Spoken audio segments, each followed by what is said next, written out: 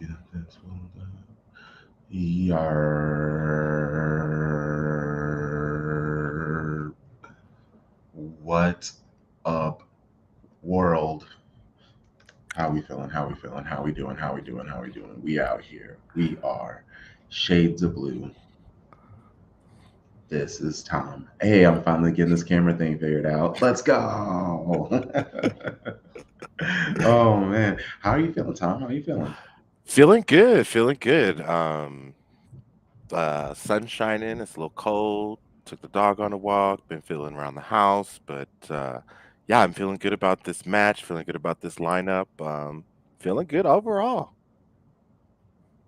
Yeah, me too. The crazy thing about all of this is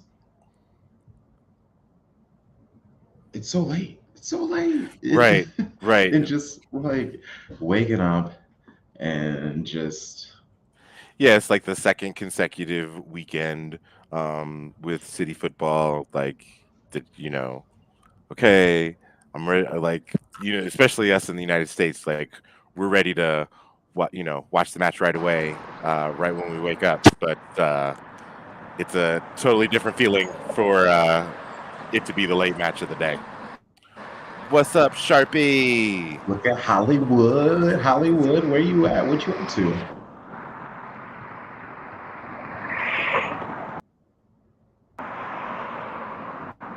Can you not hear us? Can you hear me? Yeah, Yeah. yeah. Oh, you can hear me, but I can't hear you. This is terrible. Oh, I'm gonna log out and try to get back in. okay. Be right back.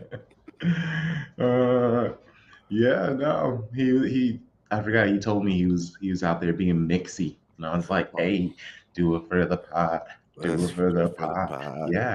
Yeah, get out, be seen, talk about the pod, be like, start conversations. Hi, I am Sharpie Charlie, and I do SOB podcast. I mean, that's kind of the things we got to do, but also, I mean, it's freezing right now. I will be watching the match on the couch alone, like always. So anytime one of us can, be social and have fun, I just want to live vicariously through you. Absolutely, absolutely. And I just generally don't leave my house. So, but MCFC Denver, watch out. Hey now, are we good? Are we live? Are we We're good? good. Can you We're hear me? live. Can you hear me? Yeah, let's go, boys. Sorry about Let's Let's the do technical it. difficulties, go. everyone. Happy Saturday here from sunny LA, 65 degrees. I hate you. I heard the weather talking. I was like, damn, I got this fresh new Audi on, new warm up. Oh, I was about to say that looks very, very new and very fresh. I Like feel like I'm that on a a lot. training pitch. Yeah, I'm ready. Yeah. Let's I get some like it. rondelos going. So how you feeling? Where are you at? I am at the Fox and Hounds Pub in Studio City, Universal City, LA. It's actually crazy because there's a Chelsea match on, and so this bar is like for every club, and so Mm, Chelsea's match starts at 10:30, and they're on USA, so they get the big projector screen. So for the first time in a while, City is stuck on the little small side. But it's cool, you know. One team will score goals today, one team won't. So. I know, little suckers. I mean, at least you'll be able to look over or hear how miserable they are while we're laughing and cheering. Oh So, yeah, that's gonna be great. It's gonna be fucking amazing. Freaking but amazing. but also the idea that sounds kind of fun though, where you'd be, doing your thing in your own space, and there's other people enjoying their match in another space. So that'd be a lot of energy. I would kind of enjoy that. Yeah, they're a good energetic side. Like they sing, they got all the songs memorized. Like so when you hear them, it's like okay, this is actually fun. Now, do I want Chelsea to win? Of course not. But it great support, great support. 6,000 miles away. Right? And City's a cup competition. So don't they know and understand that you guys should have the big projector? They should move those little suckers to the small one. This is just the Premier League. There's plenty of time. You guys ain't even really high enough to get a big screen like that. So it's just like, sit down, relax, Chelsea. It's okay. We focus on what's important. We got the best club in Right, the world. right. That's why you're not me, Crunk Petulance. Um, Let's look up at this lineup, shall we? I love it. I'll get my quick thought out of the way. Ortega is the keeper. Walker, Diaz, Laporte, Lewis. Melanin in him. Rodrigo, surprising not seeing Phillips. Maybe, maybe not. I'm kind of happy about it. De Bruyne, Mahrez, Alvarez, Foden, and Halan. This lineup is crazy. Sharpie, what you seeing with this? I think it's time that we just say we have a back three. Like, let's not call Rico Lewis. I hate calling like a fullback because he's not. He's a midfielder. He's a DM. Like, it's okay. We have a 3-2-5 setup. If you want to get cute, it's a 3-2-4-1. Like, that's what we are. We are a back three team. I remember claiming about this in the summer, and different pods were saying the same thing. Like, hey, this is great. We got enough backs. Like, Pep's doing it. But I love that Pep went for it. He is giving Burnley the ultimate respect and saying, hey, you are leading the championship. You're almost guaranteed promotion. We're going to treat this like a Premier League match. We're not going to just roll out Phillips and Peroni and, Palmer. It's like, no. We're giving you the big guns today. So I respect it, and I think that's the ultimate sign of respect for them and company. What about you, Tom? I feel like that this is just an embrace the chaos type of lineup. Like, you just know that based off of who is on the field, we're gonna want to get up and down. We're gonna want to play. And I'm excited to see what that looks like in the press. I'm excited to see like how much Phil drops into the midfield and actually plays that number 8. I mean, I know Sharpie, you've like pounded the drum on this, saying that Kevin's not an 8 anymore; he's a 10. So like, we still are going to need that presence to get box to box. And if you look at who's on the field, that's really, it looks like Rico and Phil are going to have to take on that responsibility to me. But I think that they should be up for the challenge. Can I add something real quick? Of course, of course. I was just thinking as you were talking, Tom, I think obviously we have a lot of positional flexibility because there's a world where, like, let's say Pep wants to go 4-2-3-1, he could have Kevin drop deeper. If he wants to, have a straight up 4-4-2 press, he has the people to do it. We have so many interchangeable parts, and he's getting closer and closer, to having 10 midfielders on the pitch. I think we got 7 basically now. Right. 6 in Holland. So it's just, like they can do a lot. Because we know if Mahrez is on the pitch, he's on the right. That is exclusively his side of the pitch. So does that mean Foden, like you said, is he more central? Is he left? Is he in the half spaces as an 8? Like that's the intrigue for me. And also now think about, and I know we'll get to Burnley's lineup, how are they going to play us?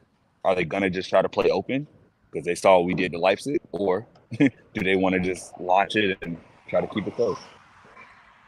And the legends y'all are helping me with the transition. I got it pulled up.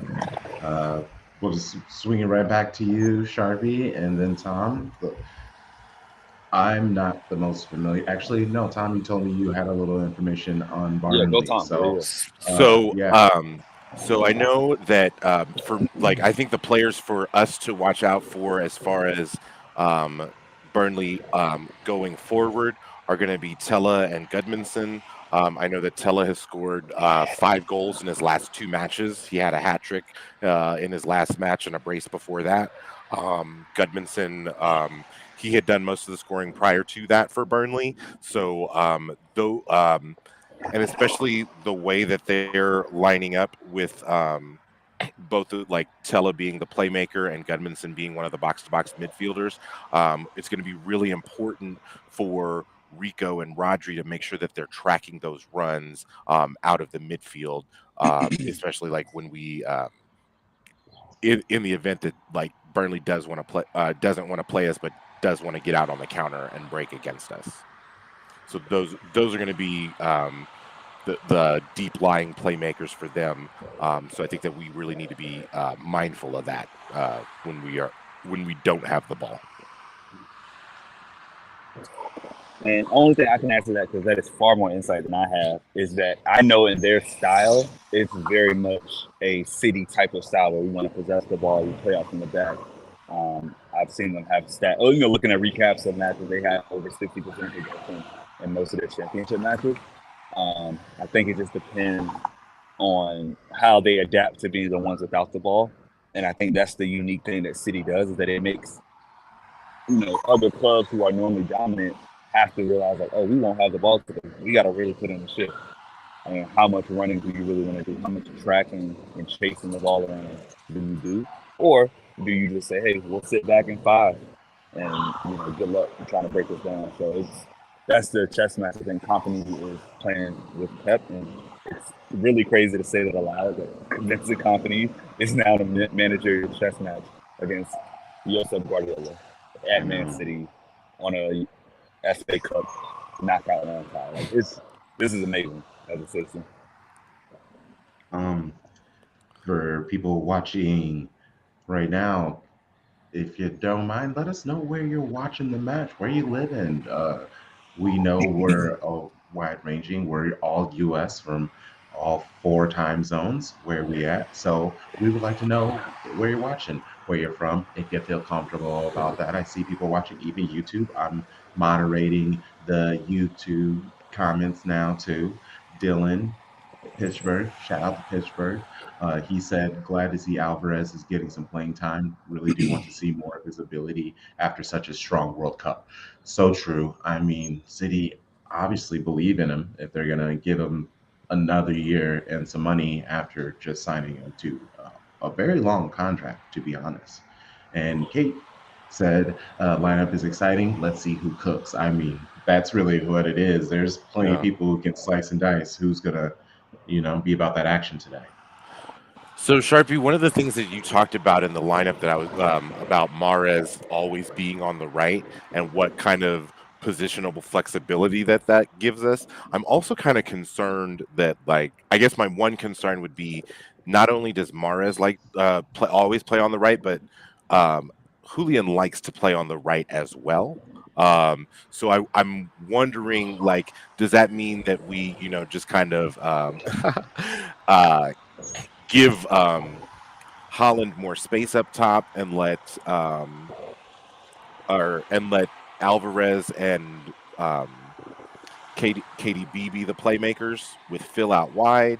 I'll be interested to see how much further underneath and where Alvarez pops up on the pitch based off of this lineup. Yeah, I feel like there have been matches where you have Alvarez and Holland and like that classic, 2-man striker setup, and now you have these midfield savants of like Kevin De Bruyne, Riyad Mahrez, just passing balls in from that line behind.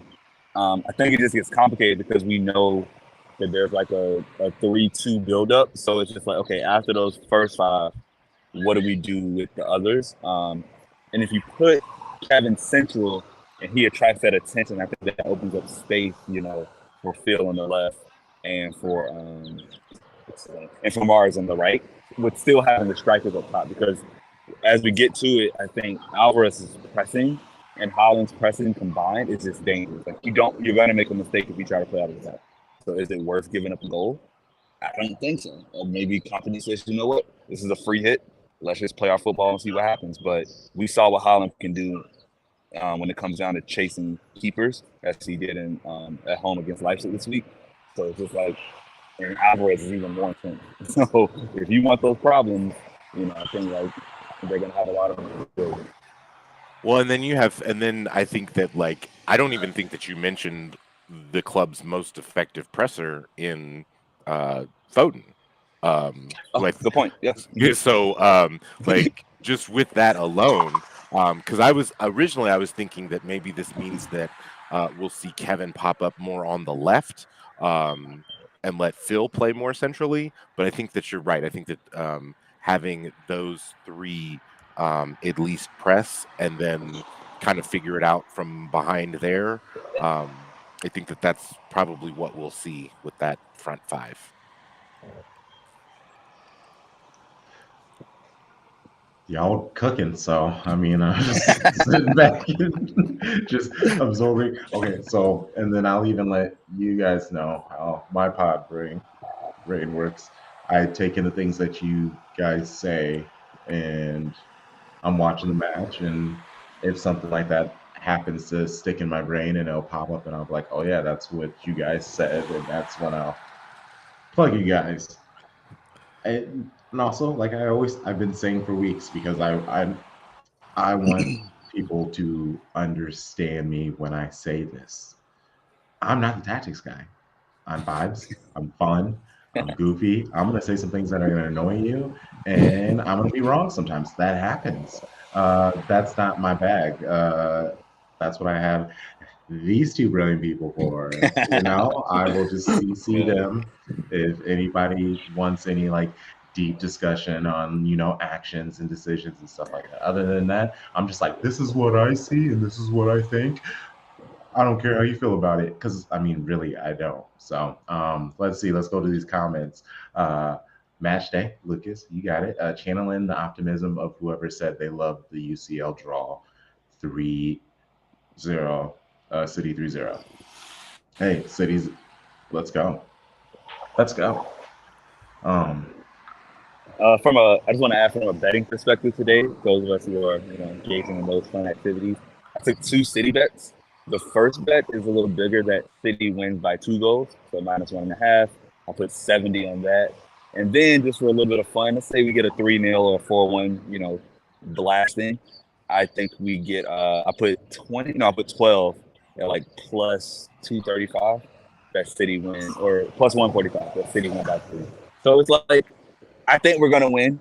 If we give up 1 goal, okay. But the way we've been playing at home, this recent run of shutout, I think it's the first time we've had 4 consecutive clean sheets since April of 2021. I don't see Burnley coming in and messing that up. Like, yeah. I don't.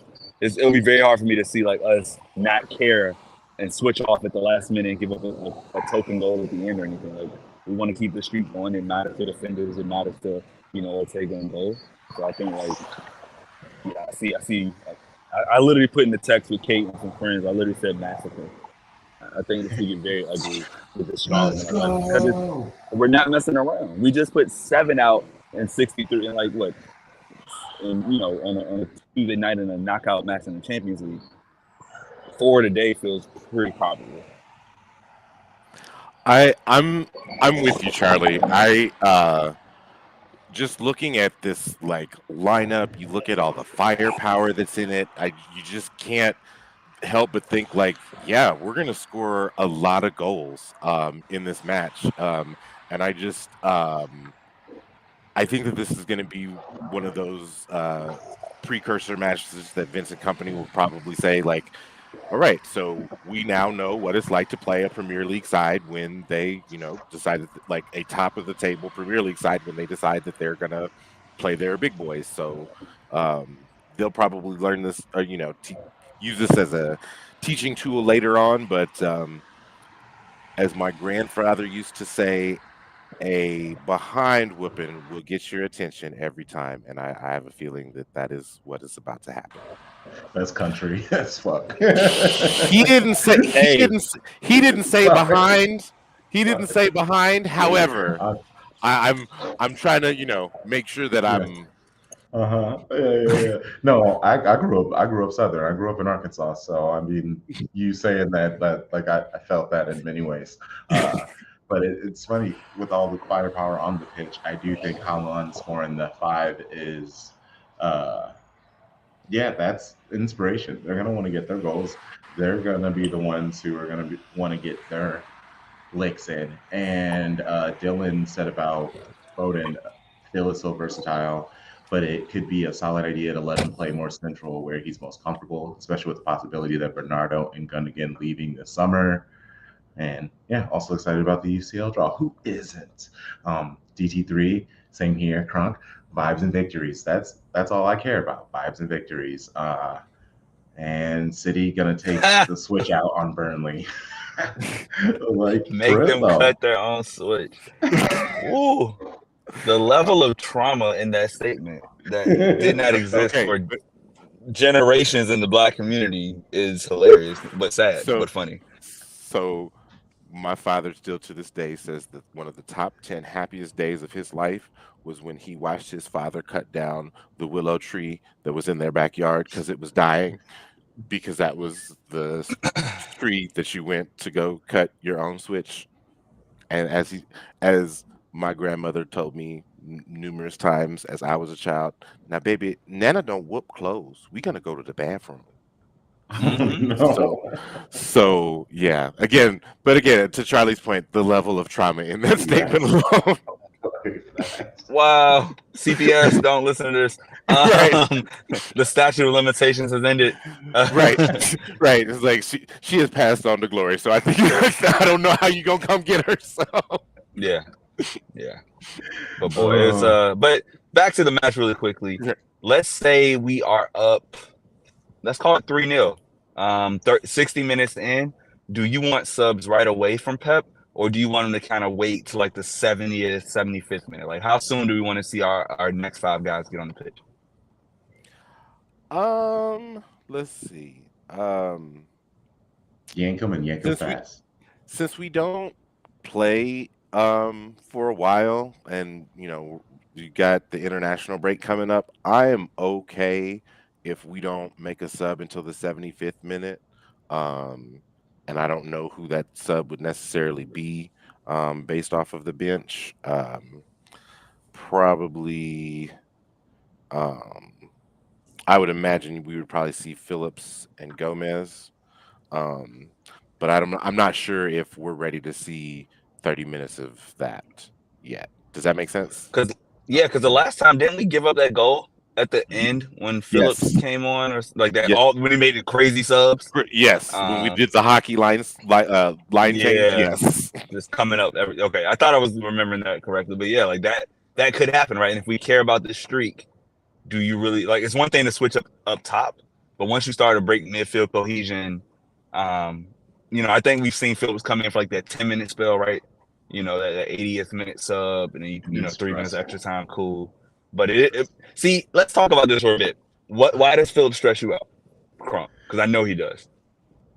Okay. So I feel like he's watching the ball more than necessarily where players are, because his Mhm. position is necessary. And I know it's not necessarily a destroyer, but it is to not necessarily stop the ball where it is, but where it's going. And I feel like there are moments where he doesn't know that. And then if he, on chance he does get the ball, now where are my people? Where do I go with the ball? Do I go forward? Do I go backwards?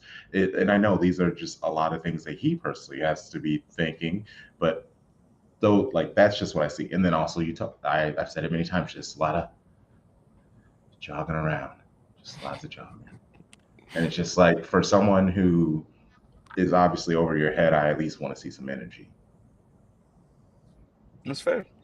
All fair critiques. And I think like learning to read a position a different way takes that time to unlearn those things that you spent 3 or 4 years with Bielsa. Learning to get to that point where you became an England international in one mode. You started in a Euros, semi-final. I think he started, right? He was definitely in the 11 for most of those matches. So it's like, oh no, come here and learn how to do it this way. It is that thing of teaching the old dog some new tricks. But all your critiques are valid. I hope that we get to see him only because I think his pluses are really great. Like his distribution is excellent. He can push forward. He has a great shot. I remember the last time he almost had an early goal, right? Like, so he has the capability. It's just a matter of like you say, because there's a reason Rodri leads the whole Premier League in interceptions, but we don't concede the ball that much because he always knows where the ball is going, and that's 3 or 4 years now under Pep of knowing how to read a defensive midfield. That I think Calvin to get there. If the supporters, quote unquote supporters, can support and not criticize, who knows what could happen? That's a I don't really know, good. but I think the club is gonna listen to Twitter too much. That's a really good point, Sharpie, because the when Rodri first got to Man City, like there were a lot of people like in his first few matches that just wanted him out, like for probably his first full season, honestly.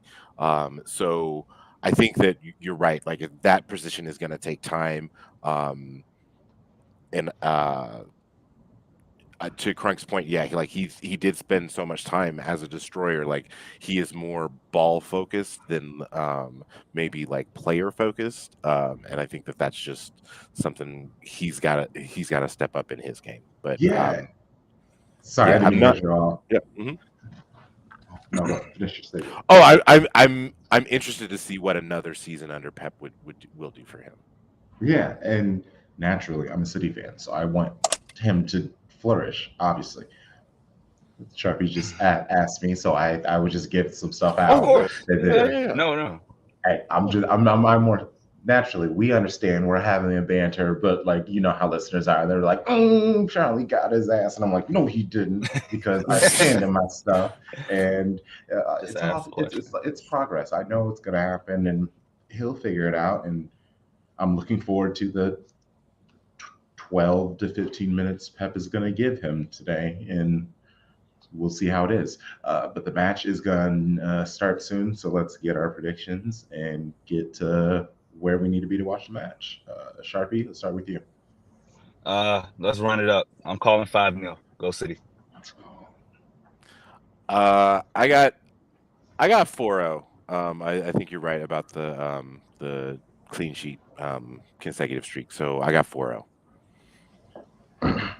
And I also think four. I think one, and the only reason why I think he'll do one sub if we score three, and he'll figure out a way to kind of slow down while also keeping the possession because I don't think he wants to embarrass Burnley and company.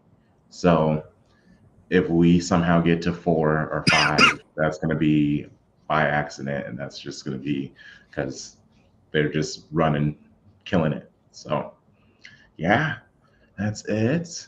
Uh, Dylan enjoyed the match, guys. For one, he is thanking. Well, shout out to everybody on YouTube, FanFest Live, Twitter, who's all watching and hopping in with us. We will see you tomorrow for FA action with the City women while they take on the dreaded Aston Villa. Ooh. Yeah. All right. Well, we'll see y'all tomorrow. Come on, City. Enjoy the match. Let's go